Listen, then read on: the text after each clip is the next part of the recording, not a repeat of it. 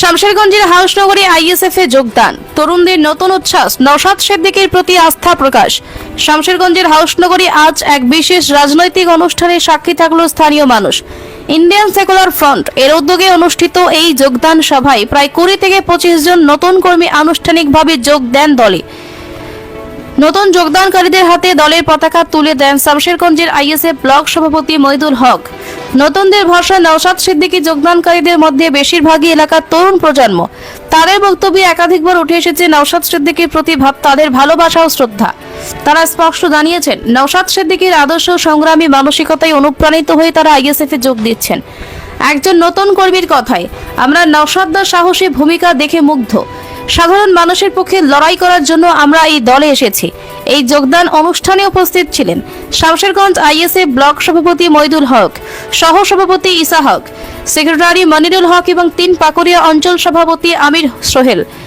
নেতৃত্বের পক্ষ থেকে নতুন কর্মীদের স্বাগত জানিয়ে জানানো হয়, দলের শক্তি আরও বাড়ানোর জন্য আগামী দিনে বড় আকারের কর্মসূচি গ্রহণ করা হবে। ভবিষ্যতের পরিকল্পনা, আইএসএফ নেতৃত্বের বক্তব্য অনুযায়ী দলকে শক্তিশালী করতে নিজ স্তরের সংগঠন আরও বিস্তৃত করা হবে। তরুণদের সক্রিয় অংশগ্রহণই আইএসএফ এ আগামী দিনের শক্তি হবে বলে মনে করা হচ্ছে। ব্লক সভাপতি মইদুল হক বলেন, নওশাদ সিদ্দিকী যে আন্দোলনের ডাক দিয়েছেন, সেই পথে হেঁটেই আমরা মানুষের অধিকার আদায়ের লড়াই চালিয়ে যাব। আজকের এই যোগদান মধ্য দিয়ে হাউসনগর এলাকায় আইএসএফ এর প্রভাব আরো বৃদ্ধি পাবে বলে অনেকেরই অহল মনে করছে। চিন্তা ভাবনা করলাম এখন আইএসএফে যোগদান করা ভালো।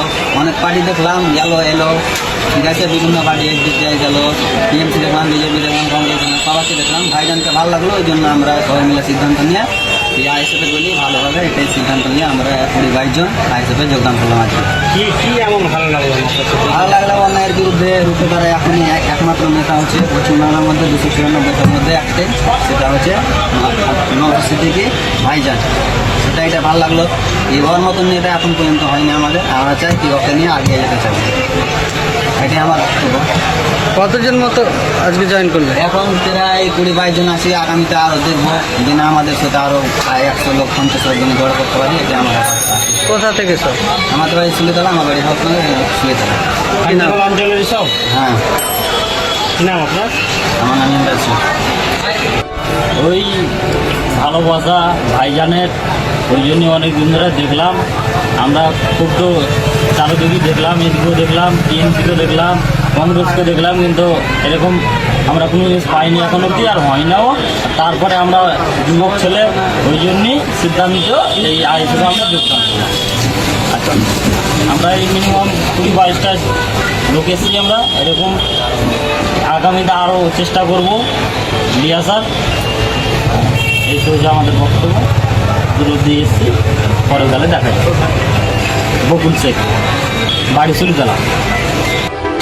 আজকে আমাদের কাঞ্চনতলা পঞ্চায়েত থেকে সুলিতলা এবং হাউসনগর বিভিন্ন প্রান্ত থেকে আমাদের বেশ 20 থেকে 22 জন মতো ইয়ং ভাইয়েরা আমাদের ইন্ডিয়ান সেকুলার ফ্রন্টে আজকে যোগদান করলেন। সবই ইয়াং দেখছি, বারবার যোগদান করছে এবং যে নওশাদ সিদ্দিকী শামশেরগঞ্জ সভা করলো এবং যে ধর্ণা মঞ্চের যে ঘটনাটা, তারপর কি এই যোগদান মনে হচ্ছে? দেখেন, ব্যাপারটা হচ্ছে আমাদের লিডার, আমাদের প্রিয় যারা নওশাদ সিদ্দিকী ভাইজান, তিনি তো আমাদের ইয়াং। আজকে লক্ষ লক্ষ যুবকের আইকন তিনি। সারা পশ্চিমবঙ্গ ব্যাপী আপনারা দেখেছেন যে 294টা বিধায়ক আছে, তার ভিতরে একটাই মাত্র বিধায়ককে দেখতে পাওয়া যায় বিরোধী রূপ হিসেবে, তিনি নওশাদ সিদ্দিকী ভাইজান। তার বয়সটা সবেমাত্র 33। সারা বাংলা জাতীয় চাপের মারফতে দেখতে পাচ্ছেন। তারই ইয়ং জেনারেশন পছন্দ করেছে এবং বাংলার অত্যন্ত গ্রাম থেকে মানুষ আলোচনা করছে পীরজাদা নওশাদ সিদ্দিকী ভাইজান। একমাত্র তিনি পারে এই বাংলাকে পথ দেখাতে। তার জন্য আজকে আইএসএফে যোগদান করেছে আমার ইসলাম শেখ, শামশেরগঞ্জ ব্লকের একজন কর্মকর্তা আইএসএফে। দর্শক দেখছিলেন, সব আইএসএফে সব একে একে যোগদান করছেন। এটা ওই শামশেরগঞ্জ এলাকা আর কি, শামশেরগঞ্জ এলাকা। আর যেটা হচ্ছে হাউসনগর, যেটা বলছিলেন ওই শামশেরগঞ্জ এলাকা বিধানসভা, কিন্তু হাউসনগর সবই সংখ্যালঘু পরিবার থেকে উঠে এসছে, একেবারে জন ইয়ং স্টার তারা উঠে এসে এই ভাইজানের দল আইএসএফে জয়েন করেছে।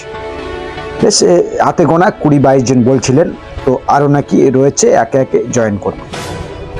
তো আমি দেখছিলাম দর্শক, এই সংখ্যালঘু এলাকা থেকে এই একে একে যুবক, জওয়ান, তরুণ ছেলে যদি আইএসএফে জয়েনটা করে, তো আগামী দিনে কিন্তু আইএসএফের একটা ভালো ভূমিকা আমরা দেখতে পাচ্ছি। বিশেষ করে শামশেরগঞ্জের ছবি এর আগেও আপনাদেরকে দেখিয়েছি।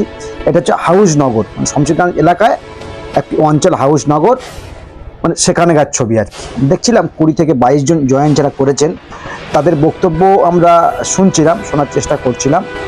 সেখান থেকে তারা বলছেন যে যুবক মানুষ, আপনারা যুবক শ্রেণীর মানুষ, যুবক কমিউনিটি, মুসলিম কমিউনিটি থেকে উঠে এসছেন, সবই ইয়ং, তরুণ।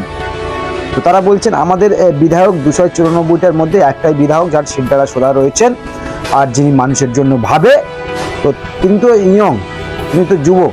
তাই আমরা যুবকেরা এবার এসছি ওই আইএসএফ দলটাকে করব।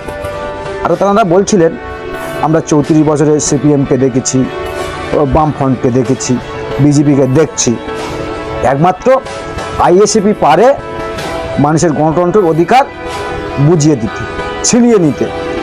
তো নওশাদ সিদ্দিকীর গ্রেপ্তারের পর থেকে শামশেরগঞ্জের মানুষ একে একে যে সমস্ত ভিডিও আপনাদেরকে আগে আমরা দেখিয়েছিলাম, যে শামশেরগঞ্জের মানুষ আইএসএফের দিকে আসতে শুরু করেছে। মানে বলতে পারেন সংখ্যালঘু এলাকাগুলো একে একে এই আইএসএফের দিকে একটা ঢল কিন্তু আর নেমে আসছে। আর বিশেষ করে দেখছিলাম যেটা যুবক, ইয়ং স্টার, যারা এই সময় 20 থেকে 25-30-এর মধ্যে বয়স রয়েছে সবটার, তো দেখছিলাম সবই যুবক। এবারে এই যুবক যদি দাঁড়িয়ে যায় সামনের সারিতে নওশাদ সিদ্দিকী সাহেবের দলে, কারণ তৃণমূলের হয়ে, বিভিন্ন দলের হয়ে তো এনারাই তো সব লিডারি করতেন, বুথ র্যাগিং করা থেকে শুরু করে, ছাপ্পা মারা থেকে শুরু করে, মানুষের কাছে ভোট চাওয়া থেকে শুরু করে এনারা তো লিডারি করতেন। তো এনারা যদি ওই আইএসএফে জয়েন করে বা অন্য দলে যদি জয়েন করে, সেক্ষেত্রে সংখ্যালঘু যে এলাকা, মুসলিম এলাকা, সেখানে কিন্তু তাদের তৃণমূল কংগ্রেস সেখানে সেভাবে কিন্তু ভোটটা নাও পেতে পারে, ভোটটা নাও পেতে পারে। কারণ আইএসএফে যেভাবে জয়েন করছে আমরা সেটাও দেখছি যে যুবকদের দল সবই 28-30 বছরের মধ্যে আর কি রয়েছে। তো আমি বলছি 26-এ ভোট এখন তো অনেক বাকি, আর তার আগে যদি এই সমস্ত তৃণমূল, তবে যারা আসছে ওই তৃণমূলটা ছেড়ে আসছে, কারণ মুসলিম কমিউনিটির মানুষ বিজেপিটা করতে পারবে না, মুসলিম কমিউনিটির মানুষ কোনোদিনও বিজেপিটা করবে না, ওই তৃণমূল কংগ্রেসটা করতে আর কি। আর এই তৃণমূল কংগ্রেস ছেড়ে সব আইএসএফে জয়েন করছে। তো আমরা এবার ভাবছি 26-এর ভোট অনেক বাকি রয়েছে, একে একে যদি তৃণমূল কংগ্রেসের ধস নেমে আসেন, সরকারটাই মানে থাকা খুব মুশকিলের ব্যাপার হয়ে যাবে। কারণ সংখ্যালঘু যে ভোট, মুসলিম ভোট যে একটা মমতা ব্যানার্জির পকেট ভোট তার ঝুলিতে পড়তো 2011 সাল থেকে, সেটা কিন্তু 26-এ আর সংখ্যালঘু মানুষরা ওই তৃণমূল কংগ্রেসকে আর ভোটটা বিশেষ করে দেবে না, আইএসএফ করবে। বিরোধী দল রয়েছে, সিপিএম রয়েছে, কংগ্রেস রয়েছে, আবার হায়দ্রাবাদ থেকে সব দলটল আসছে, ওটাই করবে, কিন্তু তৃণমূলটা আর করবে না। তাতে করে বলা যেতে পারে তৃণমূলের কাছে একটা বড় চ্যালেঞ্জ, কিন্তু 26-এ তৃণমূলের কংগ্রেসের কাছে একটা বড় চ্যালেঞ্জ। আর সেই চ্যালেঞ্জটা ছুঁড়ে দিলে বিধায়ক নওশাদ সিদ্দিকী। আসলে তাকে থেকে রোখার অনেক চেষ্টা হয়েছে, তাকে যদি না রুখতে পারে শাসক, অনেকটা ক্ষতি হয়ে যেতে পারে শাসক নওশাদ সিদ্দিকীকে ড্যামেজ কন্ট্রোল না করতে পারলে শাসকের একটা বড় ক্ষতি হতে পারে। তাই তো তাকে অনেক চেষ্টা করা হচ্ছিল, এখনও হচ্ছে, সেটা যিনি অভিযোগ করছে। দর্শক, আমরাও তাকিয়ে থাকবো 26-এর নির্বাচনের দিকে, আপনারাও তাকিয়ে থাকবেন আমাদের চ্যানেলের দিকে। কমেন্ট বক্সে কমেন্ট করবেন আর মতামত জানাবেন ডিসক্রিপশন বক্সে।